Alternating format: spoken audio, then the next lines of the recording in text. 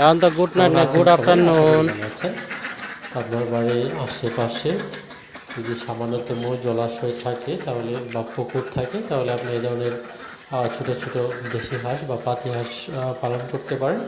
এতে আপনি অত্যন্ত লাভবান হবেন। এরা বেশ ডিম দেয় এবং এদের মাংস বেশ সুস্বাদু এবং বাজারে এদের বেশ চাহিদা রয়েছে। দেখেন এখানে খুব সুন্দরভাবে এরা ছোটাছুটি করছে, দৌড়াদৌড়ি করছে, দেখতে খুব ভালো লাগছে এবং শব্দগুলোই কেমন যেন খুব সুন্দর লাগে সকালবেলায় এই ধরনের ছোটাছুটি।